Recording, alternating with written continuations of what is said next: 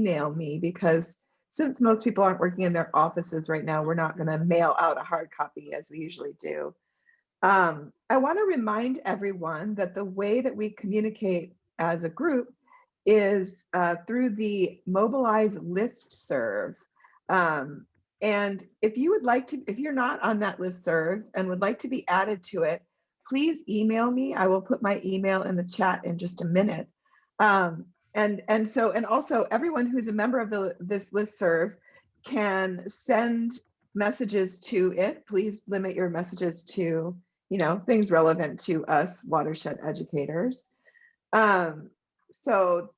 And that's where our meeting announcements get sent and all of that. So please make sure that if you're interested in getting communications from us, you're signed up. We do have some exciting meetings coming up this year. Next month, February 10th, we will have a social media training with Rebecca, who is our social media consultant, who helps us, you know, do all the great stuff we're doing on our social media accounts for Adopt a Drain. And she's going to give about an hour and a half long training to us. More so, sort of both generally best practices in using social media, and more specifically how we'd love for people to be interacting with our Adopt a Drain social media channels. So I hope you can make it to that.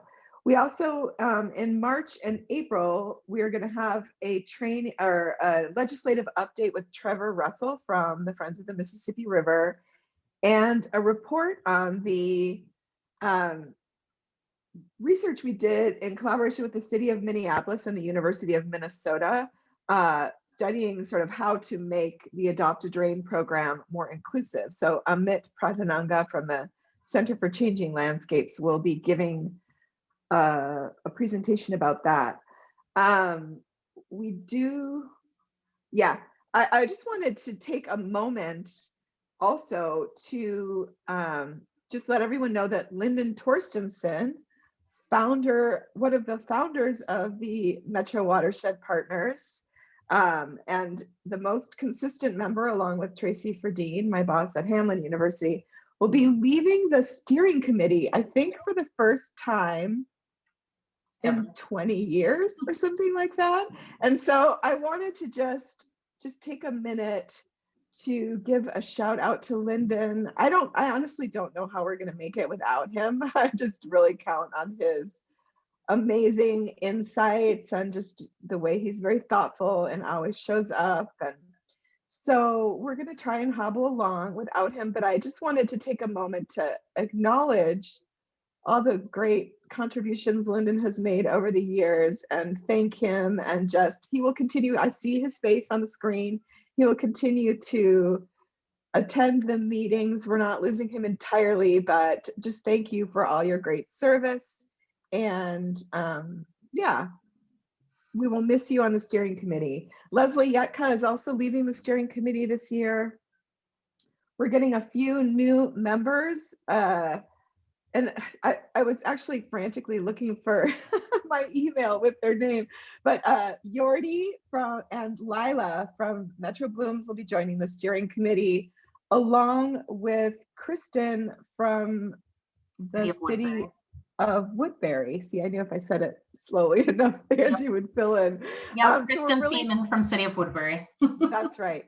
So we're really looking forward to welcoming those new members to the steering committee this year. And I think that's all I have right now. Is there anything I missed? None that I can think of. Okay, very good. I will mute myself. And I believe Helen is here. Angie, are you prepared to introduce Helen? Yes, certainly.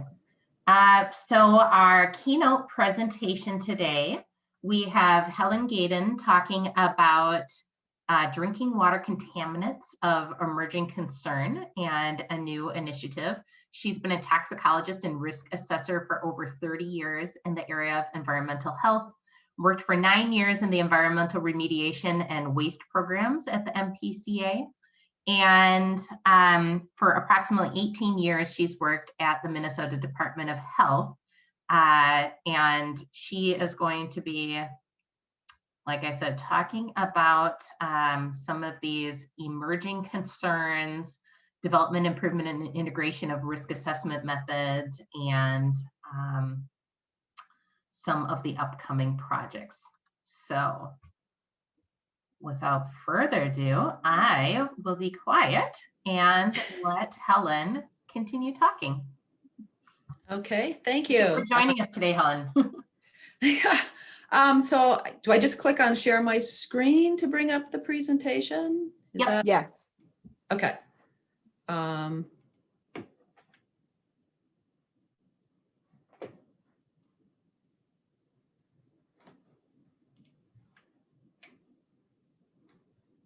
Guys, let me know if you see it.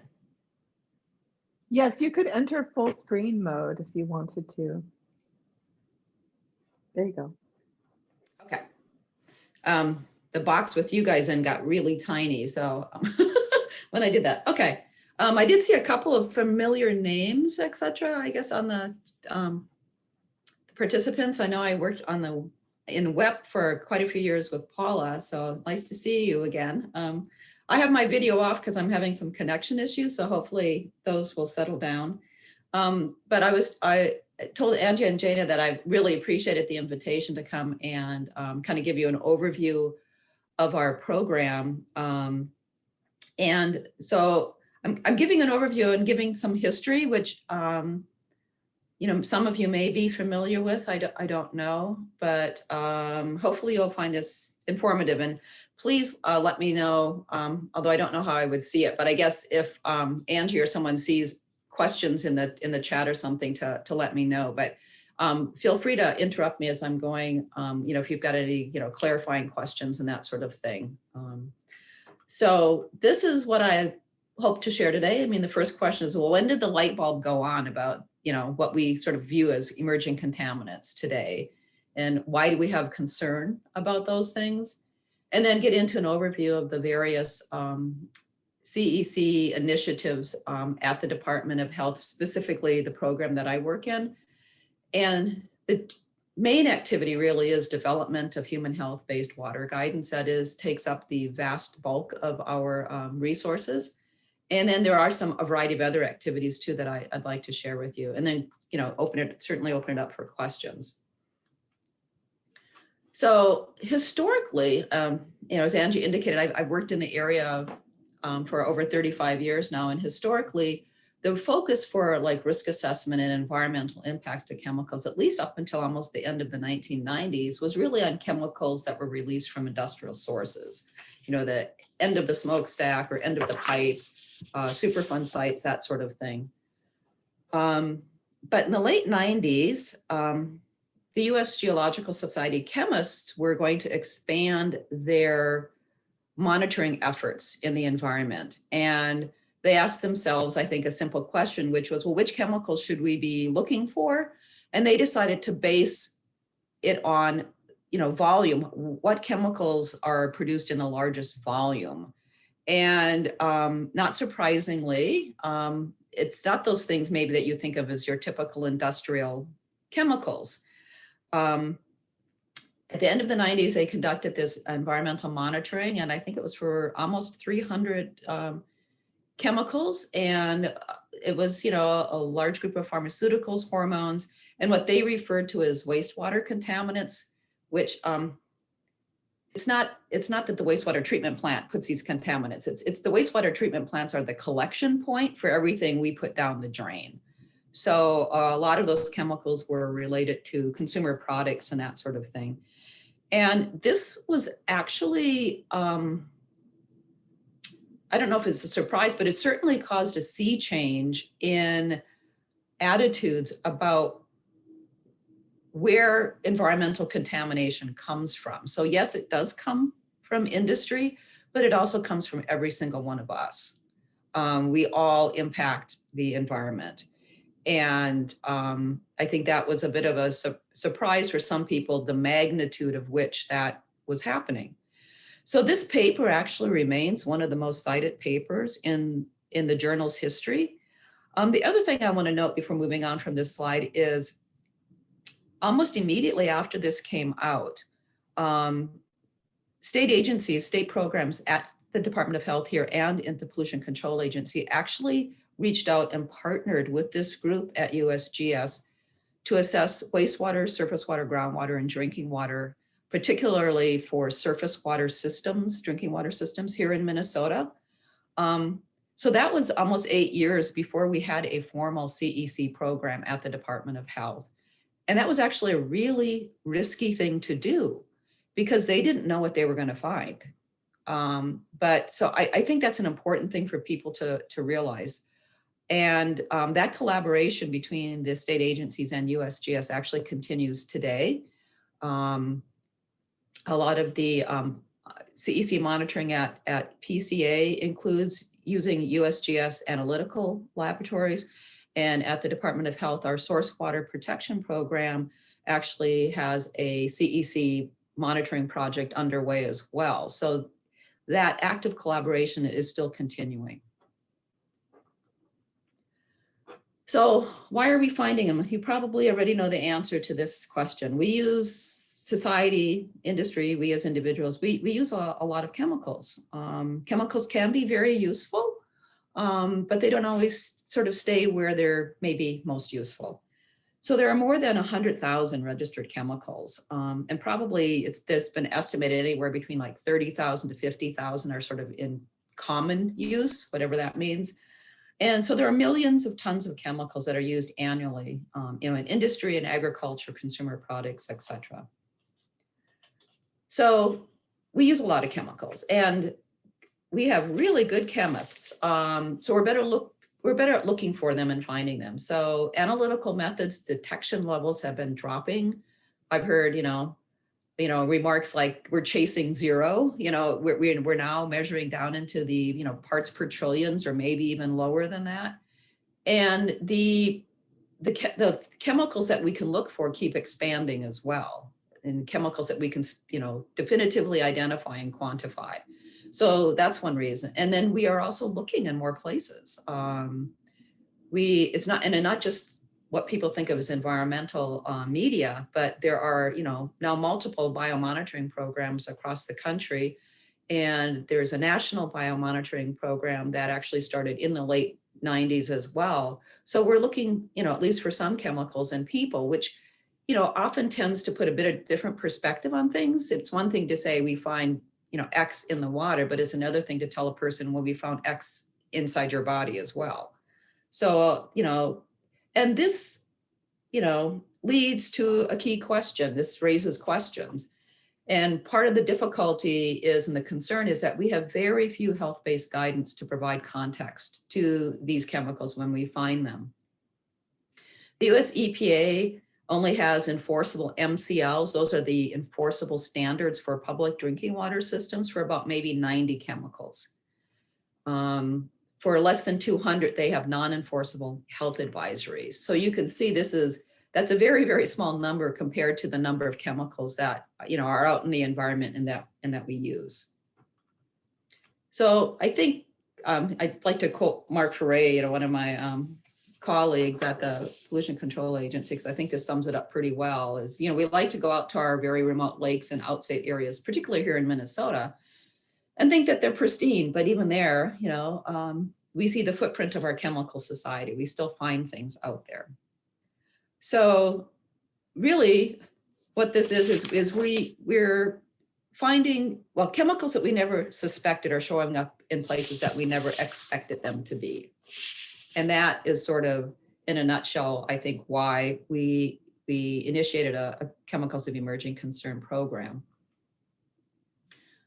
So just to let everybody know, what sort of the authority or the role of the Minnesota Department of Health, and particularly the program that I work in, is in 1989, the legislature passed the Groundwater Protection Act. And the goal of that act was to protect groundwater as a resource for potential drinking water.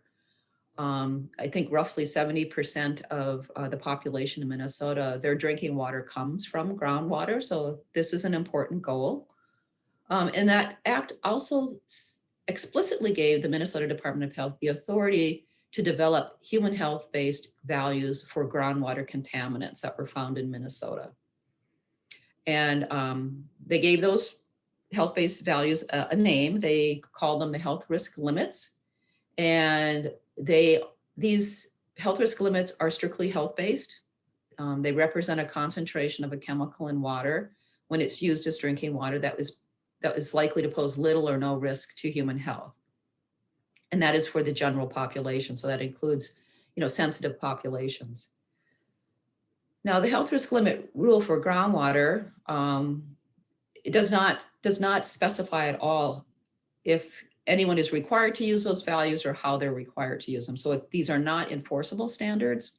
They are in rule, and there are some individual regulatory programs like at the PCA, et cetera, who do refer to the health risk limit rules, and they're enforceable in those program rules, but not in the health risk limit rule itself. And we do have to take the health-based guidance that we develop through rulemaking in order for it to become a health risk limit, standard in rule. And we try to go through that rulemaking every couple of years. Not surprisingly, we've had a delay in the last year though, so we're a little bit behind schedule this year. So one reason we have a program of contaminants of emerging concern is because we have funding. And this was funded by the Clean Water, Land and Legacy Amendment to Minnesota that was in on the ballot in 2008. And the majority of Minnesotans voted to increase our sales tax by 0.3%. And a third of that money goes to the Clean Water Fund.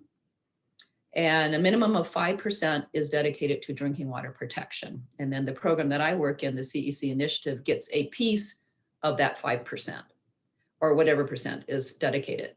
To date, as far as I know, there's always been more than 5% that's been dedicated to the drinking water protection.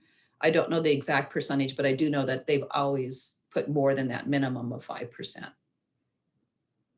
So our initiative began in 2009, and it's located within the Health Risk Assessment Unit that I work in.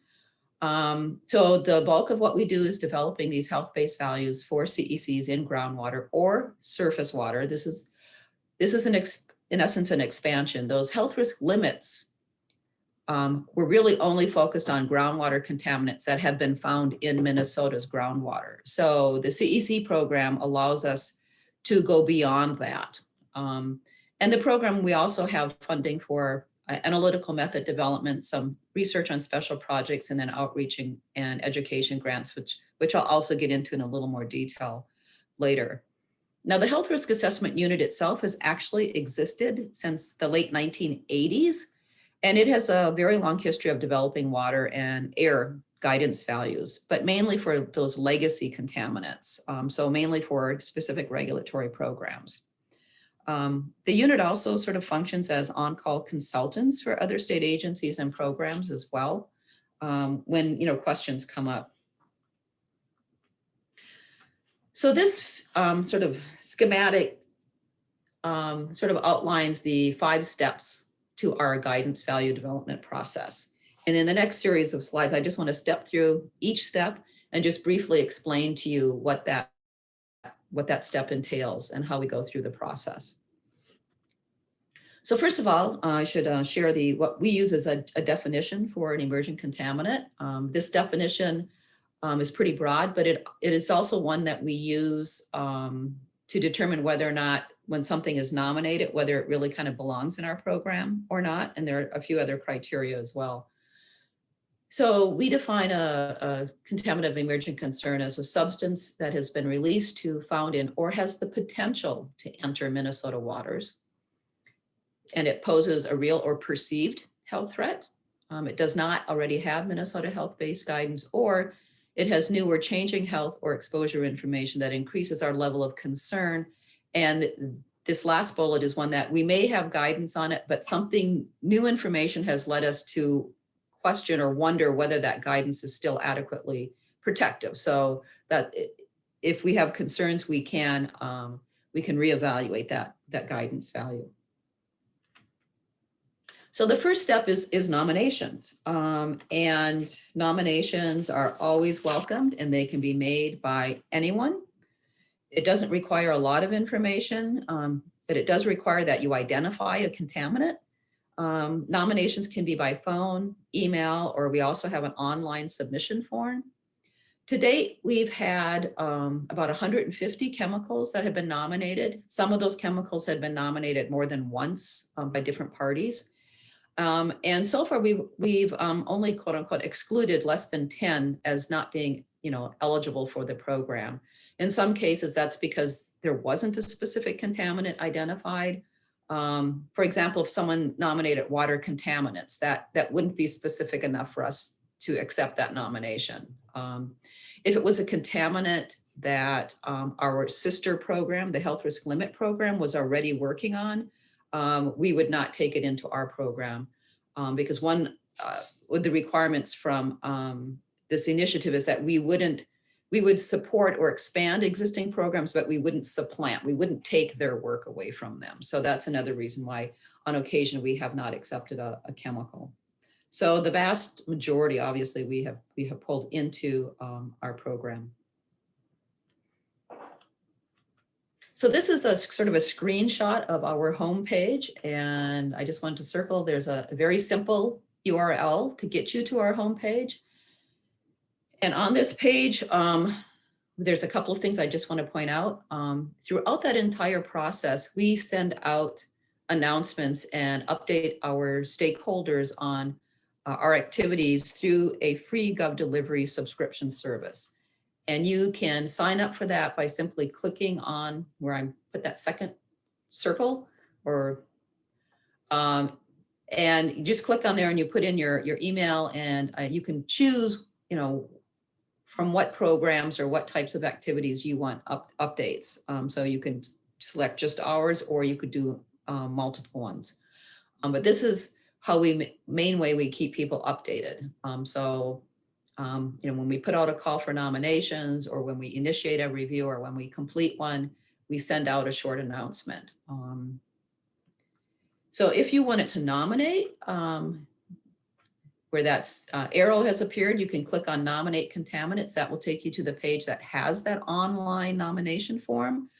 If you're wondering, well, what's already been nominated, I would click on this second link, the CEC nomination and selection.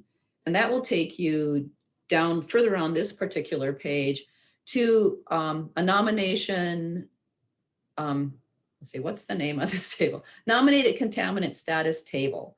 And that document actually contains more than one table. And it starts out with 1 or 2 pages of sort of introductory information, but then it contains 2 tables. The first one, here I have a screenshot, summarizes the status or the chemicals by where they are in that process. So it's by step. So the first one is that you can see on the screen is, well, how many have we completed guidance development for? So that will list all of the contaminants to date that we have. So there's 47. And every time this table is updated, the new information is put in bold for people. So it's a little bit easier for them to see what's changed. And the second table within this document is organized by contaminant in alphabetical order. So you can see what information was provided when the chemical was nominated. You can see who nominated it, when it was nominated, that sort of thing. And one thing I want to make sure I mention before I leave this slide is this table is updated several times a year, but it also represents, in essence, a complete history of our program. Once a chemical is nominated and it goes on in this document, it's never deleted. So even if we didn't accept the chemical into our program, et cetera, it's still listed here with an explanation that we did not accept it. So this kind of, in a nutshell, is sort of a complete history of, at least for the contaminants that have been nominated into our program. Now, you might be interested in, well, what kind of chemicals have been nominated? So here's just sort of a breakdown. So the majority, about 30%, are chemicals that are related to consumer products. The next is pharmaceuticals, and that's about 20% of the pie, followed by about 15% for pesticides. So those 3 categories make up the majority of the types of contaminants that have been nominated to date. Then the next three categories, industrial chemicals, disinfection byproducts, and PFAS chemicals, each of those are about 10%, which leaves roughly, remaining about 10% for those last three categories: naturally occurring metals and elements, cyanobacteria, and naturally occurring hormones. So given the source and type of contaminants, it's not really surprising that the majority of these are more commonly found in surface water than in groundwater in Minnesota. So I'd like to move on to the next step, which is the screening and scoring. So this focuses on, what's the potential toxicity of the chemical and what's the potential for exposure from drinking water. Since our funding is focused on drinking water, we do look, well, how do people get exposed to this? But our in terms of scoring it, we focus on what's the potential for it to get into drinking water source waters and to eventually get into drinking water. So each chemical is screened, all that are eligible. And for toxicity, we look at, well, how potent is that chemical? And what I mean by that is, does it take a large exposure to cause an effect, or does it just take a little bit of exposure to cause an effect? We also look at the type and severity of the effect. Is it something fairly subtle, or is it something pretty significant and permanent sort of thing? For exposure, we look at, well, what's the volume that could, and ease that it can be released into the environment. How persistent and where does it go once it enters the environment? And then we also look for occurrence information. Do we have monitoring information in Minnesota or elsewhere in water or other environmental media that could help inform, what potential there could be for exposure via drinking water? And then the results from this screening, which is meant to be a very quick look at what publicly available information there is, we create a toxicity score and an exposure score. And that scoring metric is actually based in part on a US EPA Office of Water scoring methodology that we've sort of adopted and then modified for our purposes. And actually that process, we actually had a task group back in 2009, 2010 with a variety of stakeholders. And that's sort of the process that we adopted in terms of how to score the information that we gathered. At the screening level, we do generate these short documents, or usually like one-page documents called screening profiles. And that has just some general information on what's the use, environmental fate, exposure potential for humans. Again, this is focused on humans. And then what the potential health effects are. So these are located on our website. I do have a note to myself to do a spoiler alert here. We have been without a communicator for well over a year. So chemicals that we've screened in the last year or two, we do not have a screening profile for, but there are a lot of them still out there. And we are hoping at some point to hire a communicator again. And when we do, we're hoping to get back to producing these documents. But I just do want, for complete transparency and honesty, do want to let you know that for some of the chemicals that we've screened in the last year or two, we have not posted a screening profile, unfortunately. So the next step is that risk-based selection. So we use the scoring from that screening to inform a selection for guidance development. So those scores are we put them on a visual thing so we can look at and help us identify which contaminants may be of higher concern than others. And I do want to make sure that people understand that this scoring is done by ranking the contaminants relative to each other that have been nominated and screened. So it's not the entire universe of chemicals, it's to the chemicals that have been pulled into the program and have been screened. Since this is a selection for full review and development of guidance, when we do the screening assessment, we also note the quality and quantity of the toxicity information that's available on the contaminant and whether we think it's even possible to develop a guidance value. Do we have enough information? Based on that, we then put together sort of a preliminary, we put this information together, and we have an annual meeting. Last year, we didn't really have a meeting. We posted information to the website. We sent out that announcement to our Gov delivery, let people know that it had been posted. We had narrated presentations posted, and then asked for people to submit input mainly via email, because there were face-to-face meeting was impossible. And at the time we didn't have the capacity to hold a virtual meeting. So that was how it went last year. This year, we've just started actually our planning for our annual meeting.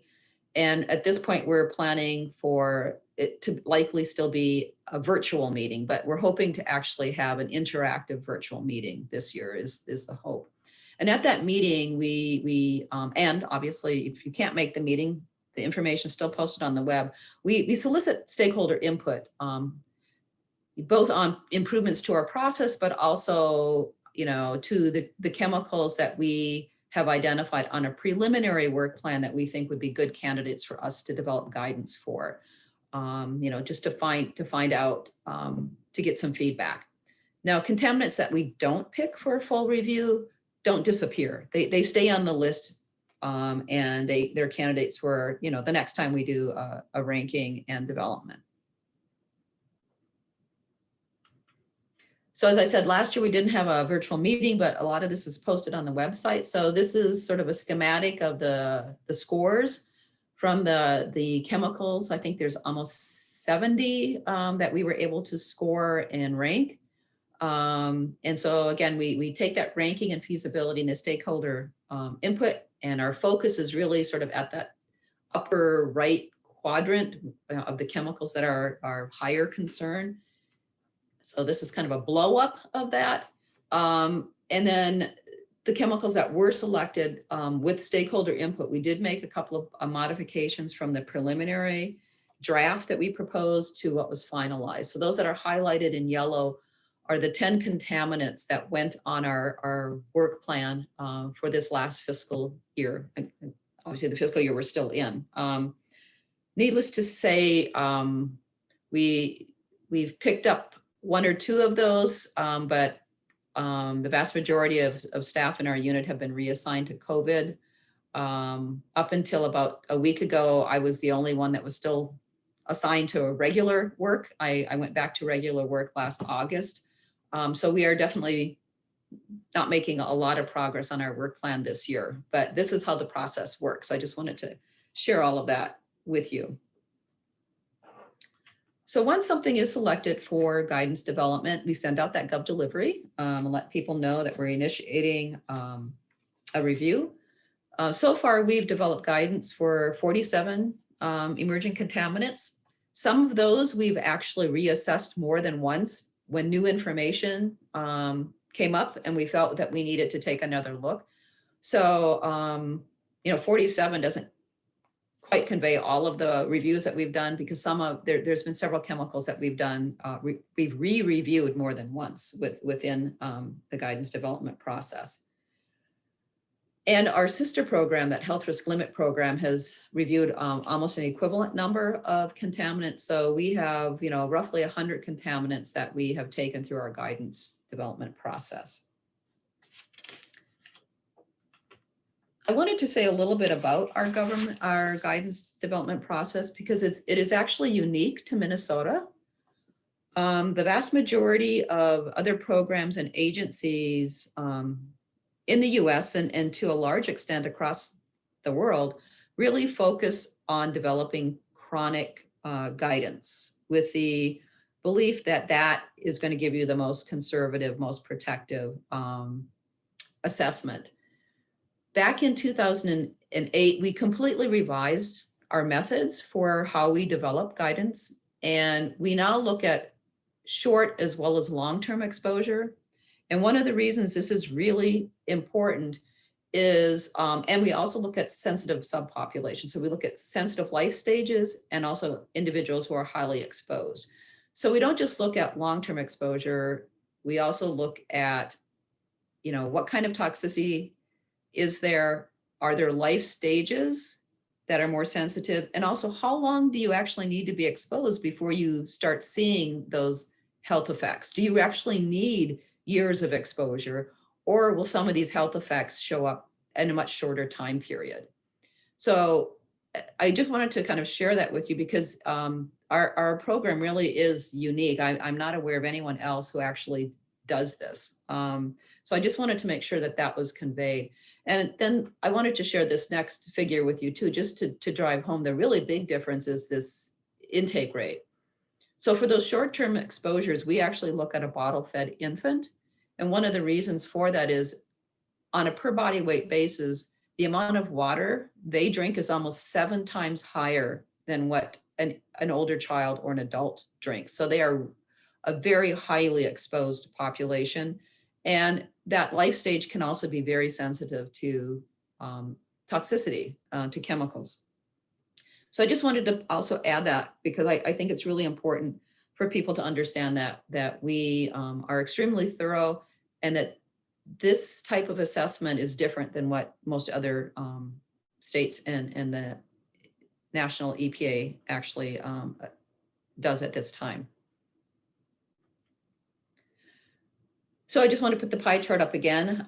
It's pretty similar to the one about nominated chemicals, but there are a few differences. The consumer product one is probably a bit bigger, but the pharmaceuticals and pesticides and consumer products are still the top 3. Industrial chemicals are, that slice of the pie has gotten a bit bigger. The PFAS is a bit bigger. It's more than 10%.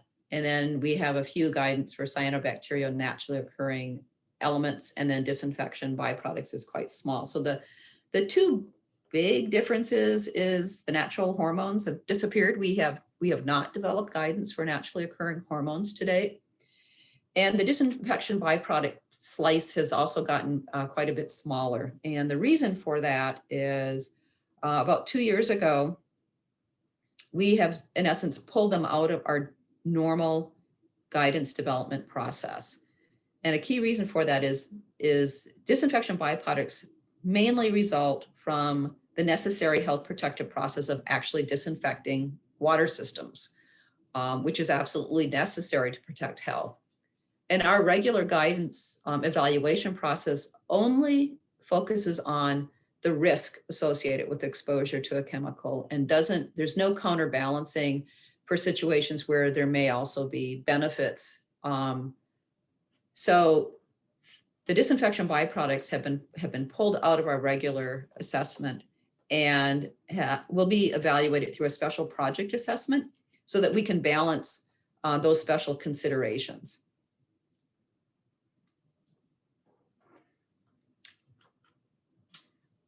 Before moving on to that last step, I also just want to mention that this is a very time-intensive process, and so we have a limited capacity for how many of these full reviews we can do. But there's still a need out there to provide some kind of risk context to the chemicals that are being found. So since regulation of pharmaceuticals and pesticides require toxicity testing, and there are ways that information is, or at least a summary of that information is available, we have leveraged, we've developed a method for leveraging for pharmaceuticals. It's the drug label and information that's available. And for pesticides, it's leveraging the US EPA Office of Pesticide Programs registration documents. We leverage that information and we've developed a method for then taking that information and developing what we refer to as rapid assessment values, so screening level values. And we've done that for about 120 pharmaceuticals and over 200 pesticides. Now, these rapid assessment values, they're not full guidance values, so we caution people to not use them to do a quantitative risk assessment, but they are very helpful in prioritizing monitoring efforts, and they're also helpful as a first sort of line comparison. If you've got environmental detections and you compare them to these screening values, and they're in the same ballpark, that might suggest we need to maybe scrutinize that situation and take a closer look at it. But if they're, orders of magnitude lower, that probably tells you that the concentrations are so low that they're probably not of concern. But I just wanted to mention we also have that information that's out there and available.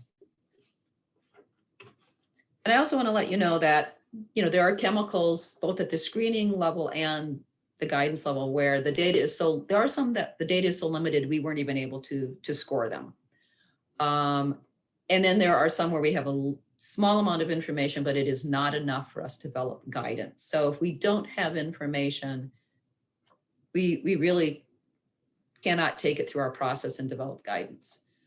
On occasion, when there's been limited information and we have a really closely related chemical, we've developed, guidance because we've been able to leverage that additional information. But, the key limitation here is information. And so the example, is like the PFAS chemical. There are, hundreds or thousands of those chemicals out there. We've developed guidance for 5. We're hoping to develop guidance for at least 2 more. But the number one issue for many of those is there is no available toxicity information. And if we don't have that information, we really can't develop guidance. So the last step is communication and outreach. You guys have been waiting for this, I know. So once we complete our evaluation and we have guidance values, and those values have been, signed off by management, we create and we post 2 web-based documents, and we send out that Gov delivery to our stakeholders to let them know that it's finished and where they can find more information. And there's the 2 different types of documents. The first one we call an information sheet. So this is a 2-page information sheet, has general information. We're hoping it's at sort of a, plain language, user-friendly level. So these are just 2 examples that I thought might be of interest. So DEET and triclosan. But we do have information sheets. And even though we don't, and right now, again, since we don't have a communicator, the guidance that we've developed in the last year do not have information sheets. I apologize for that, but that's I'm sorry, that's the way it is right now. So we've even been talking about, well, can we take the template and, God forbid, the scientists put together the information sheet and put one out there, but we haven't done that yet. But we are hoping, right now there's a hiring freeze, but we are hoping to be able to hire a communicator again. So these information sheets again talks about, well, what is the chemical? Has it been found in Minnesota waters? If it has, what levels was it found in? How does that compare with the guidance number that we have? How can it affect my health? How can I, limit my exposure? Those are the sort of things that are in these information sheets. And then the second document is a much more technical document, and most commonly is probably worked by, people like me, colleagues. So we know that other state agencies within Minnesota and also other states use these documents. This document kind of walks through the different durations and explains, how the number was actually calculated, what the actual inputs were, what study was used, what endpoints were used, those sorts of things. And so these documents are also put out for each of the full review chemicals that we complete.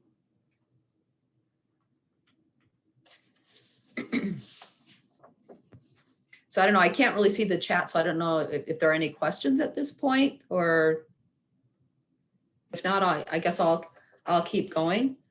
So some of the other activities, which I think is important to know about. So analytical methods development, obviously knowing what's out there is really important. If you don't know what's out there, you really can't make any decisions at all. So part of our funding we have used to fund staff and equipment at the public health laboratory to help either develop or improve the analytical capabilities that are out there for looking for some of these contaminants. Our program itself does not do the monitoring. So the immediate beneficiaries of this funding are really like the Pollution Control Agency or some of our other monitoring programs within the department. So like Mark Ferre, who I mentioned earlier, the staff and equipment at the public health lab has certainly been used to develop and improve capabilities for some of his research, for example. The next one I just want to mention is it's what we refer to as the alternative risk assessment methodology. As I told you before, our current risk assessment methodology, we have to have a certain level of information in order for it to work. And we know that we don't have that information for some chemicals, and certainly for emerging contaminants, it tends to be an issue. So this project is to look for other tools that are out there that might be able to provide at least some general risk context for a chemical. This is a project we've had for several years. Just within the last year or so, we have partnered with the computational tox group at EPA to see if maybe they have predictive tools or some way of sort of extrapolating from in vitro assays instead of these whole animal studies to trying to inform potential toxicity. Because we know this is going to be an ongoing problem in terms of having data that we can use to provide some kind of risk context. And believe me, it's a very unsatisfactory answer when people ask, we've just found this, can you tell us if it's a problem? And we say, we don't have information, we don't know. Believe me, it's very unsatisfactory for everyone involved. And we have been in that situation. So we're looking for more tools than just the one that we have. I've already mentioned the pharmaceutical screening benchmark, so I'll just pass that one by. The same thing with the pesticide rapid assessment. So we continue to do rapid assessments for pesticides. Unfortunately, the person who also did the pharmaceutical benchmarks has moved on as well. So we have that vacancy as well, unfortunately. But we do have a method. So we do have that information out there. Microbial risk assessment has really been focused on water reuse issues. So the projects so far have been evaluating the quality of harvested stormwater and rainwater for non-potable, so non-drinking water uses, such as irrigation or using it for flushing toilets, that sort of thing. So we do have that special project. And then there's the disinfection byproduct special project that I sort of mentioned earlier. That's designed to consider those special circumstances and maybe bundling some of these disinfection byproducts together instead of looking at them individually. And certainly active stakeholder engagement, because disinfection of water systems is a requirement to protect public health. So it's a bit more of a sticky, complex issue. So that is one of the special projects. About a year ago, we'd also started a microplastics special project, which a certain level of effort has gone into. Mainly in that case is trying to figure out how to standardize the analyticals in terms of how do you gather samples and analyze them so that you get that you're talking about microplastics, not just bits of something, and how do you quantify them. But again, that work has pretty much been backburnered in almost the last year because of staff reassignments. So now on to the grants and outreach, which we've had an active program. So the purpose for our outreach and grants has mainly been to increase public awareness, because we know that there's not going to be,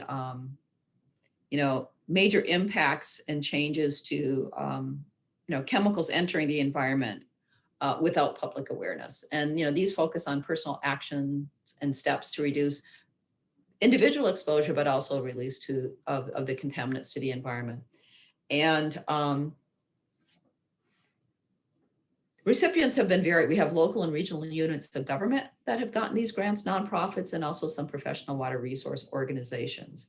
And the types of projects have been, community environmental education events, media campaigns, promotion of pharmaceutical take back and hazardous waste collection programs to kind of keep the chemicals from getting out into the environment.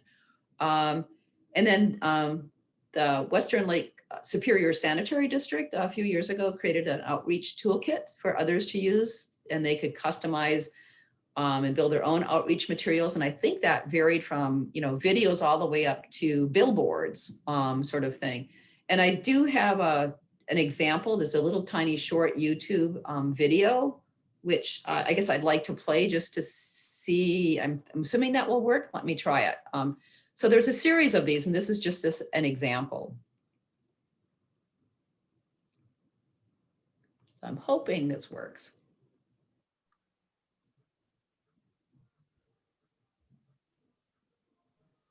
I think you need to stop sharing your screen, select the video, and then reshare your screen.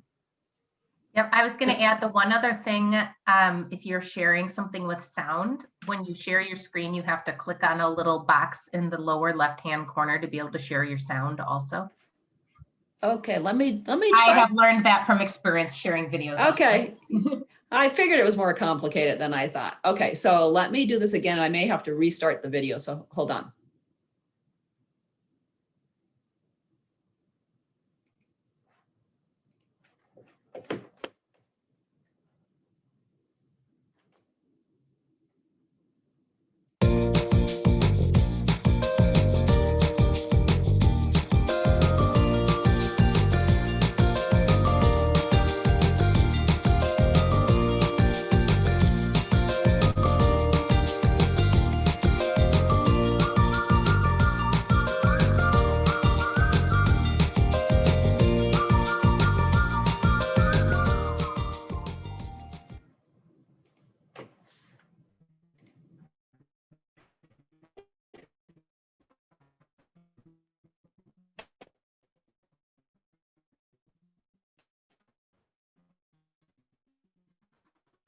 Okay, so hopefully, let me go back to my, if I can find it. There we go. Can you see it again? Okay. All right, so I think my next slide was just some of the resources that I'd mentioned during the presentation. And then those videos, et cetera, although they were funded through our program, they're actually located on the Pollution Control Agency's website. And I think the first URL there, the Contaminants of Emerging Concern, can get you to that resource as well as things, that toolkit. That's the link at the bottom, the study reports. And then, several of the links for our pages. And then I think that is all I have. Here's my contact information. That is my work number. So you can leave a voicemail and then I'll get back to you. But yeah, we're all still telecommuting from home. So I won't be there to pick that up, but I will get the message. So I don't know if there are any questions. So I have a question. This is Randy Nepresh. You touched just a bit on stormwater work. It's really nice to hear about the stormwater harvesting reuse project. Can you talk a bit more about where stormwater and emerging contaminants present in stormwater fit into your program? And in particular, any special responsibility that the state feels. The state, particularly the PCA, is probably the most powerful and active regulator of stormwater in the state. And those regulations actually drive the use and implementation of a number of these chemicals and materials that provide the chemicals into the environment. So as the regulator, does the state have a particular responsibility to address these contaminants for which it's a driver? Thanks. I can speak to this to some degree. I'm not directly involved in that program, but I can, if you have more questions, I can direct you to Nancy Rice, my coworker. So far, the major focus has mostly been on microbial concerns, at least in terms of our involvement. And there's a white paper. I'm not sure if that's publicly available quite yet. That does lay out some of the issues with water reuse, et cetera. Right now, at least to my knowledge, there are no regulations here in Minnesota specific to reusing stormwater. Yes, the Pollution Control Agency does regulate stormwater, and I know they also have multiple research projects in terms of, potentially treating, some of the stormwater before it enters surface water and that sort of thing, and what's most effective and what can work. So there's a whole variety of things I know that they are looking at, and I'm spacing on the individual's name, but I could also look that up and send that on to you, but they are also looking at that. I know that USGS has partnered with the Pollution Control Agency, and it's certainly identified, contaminants, again, things that we use. I was actually surprised at how many pharmaceuticals can be found in stormwater, which, I just personally found a bit surprising. And I know that the Pollution Control Agency has also partnered with some researchers at St. Thomas in terms of, biological activity and things that might be in stormwater. But right now, to my knowledge, there is no explicit regulation in Minnesota for regulating reuse of stormwater. I think that's one of the issues that this white paper brings up. And my understanding from my coworker Nancy is that what is under discussion is, some kind of, multi-agency kind of work group and, stakeholder outreach about whether or not we need to look at creating rules to regulate stormwater. There are certain stakeholders out there who have certainly pushed back against that idea. But my understanding is that's sort of where it's at right now. There's no clear regulation because most of the reuse, obviously no one to my knowledge is reusing it for actual drinking water. I think under, some of our existing regulations, we would probably be able to regulate that. But most of the other reuses, to my knowledge, there is no current existing regulation. And we would have to get approval to, just initiate rule creation, and it would have to go through an entire rulemaking process.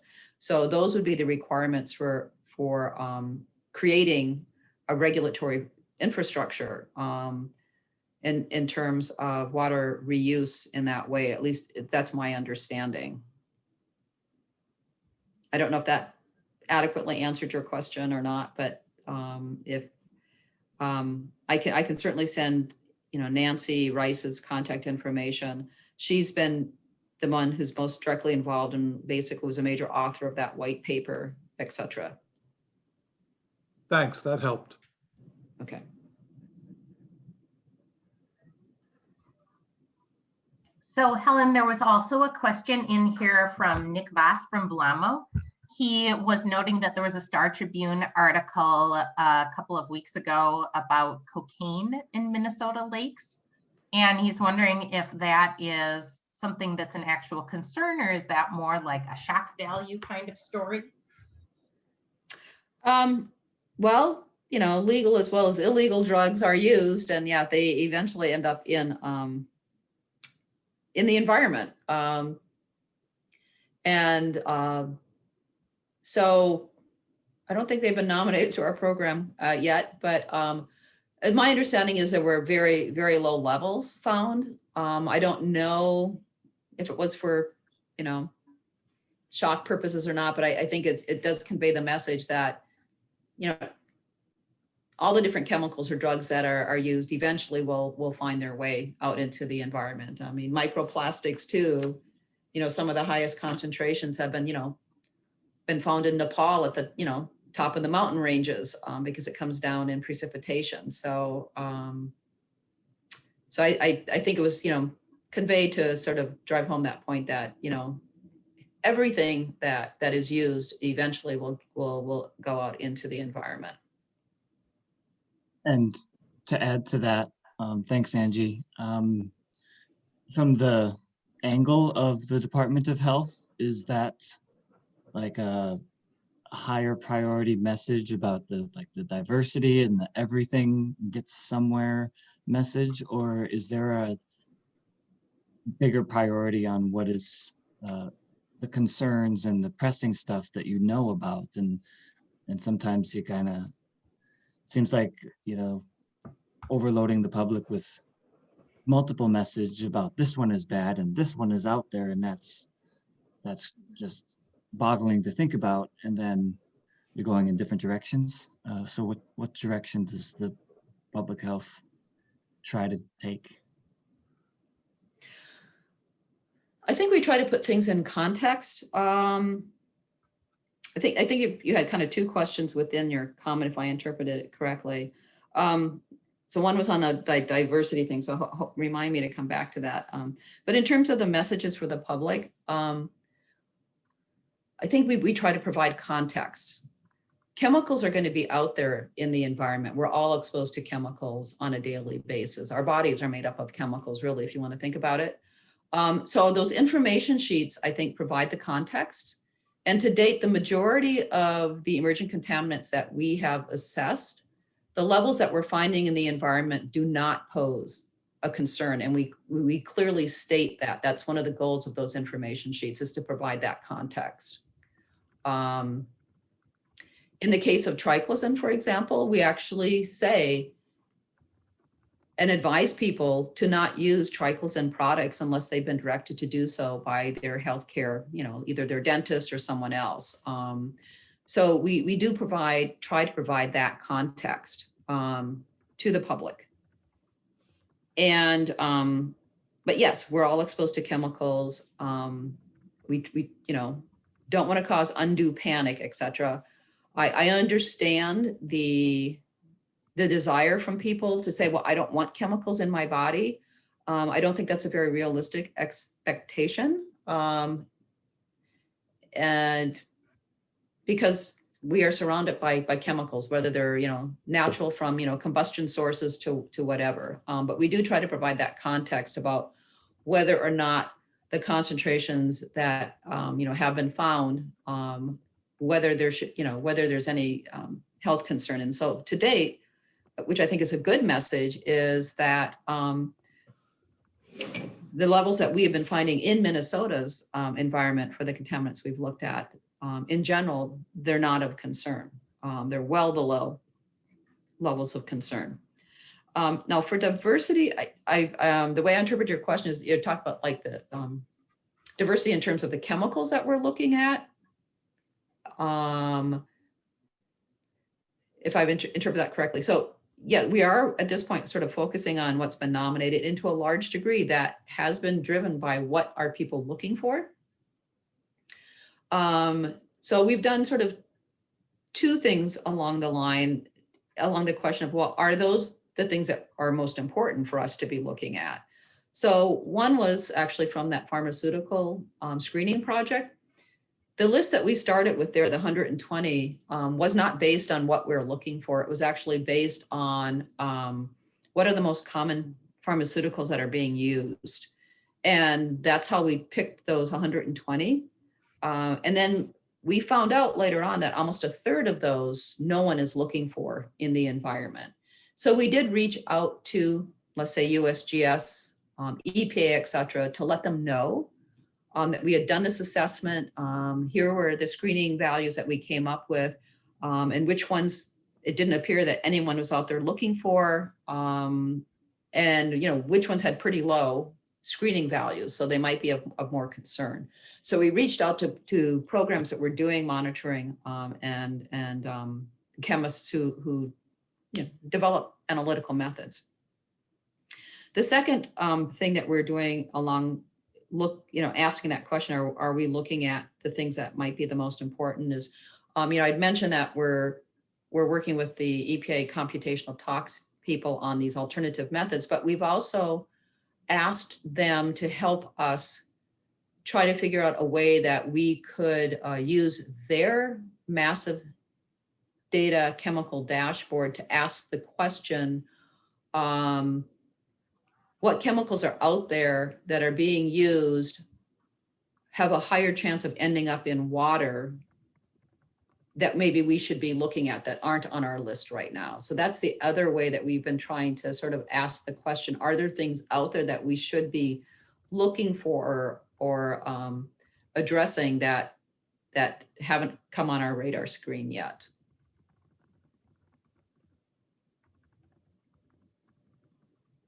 Yeah, thank you. Right.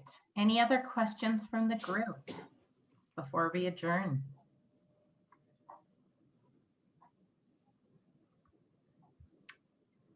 Okay, so thank you for joining us today, everyone. Let's see, I will come back in live. Our next meeting will be on Wednesday, February 10th, and that's when we will be hearing from Trevor Russell from Friends of Mississippi. No, Jana's shaking your head. I'm sorry, I remembered it out of order. No, yeah, next month we're going to do that social media training with Oh, Rebecca. social media training. Okay, Trevor is in March. I think so, March or April. Okay. We're going to do a social media training next month. February 10th. Look for your emails. If you have updates, videos, whatever kinds of things you want to share with the rest of the group, please use the our listserv to do that. Okay. Thank you so much, Helen, and good to see you all, and talk to you later. Yes, thank you, Helen. That was Bye, a wonderful Angie. Thanks. presentation.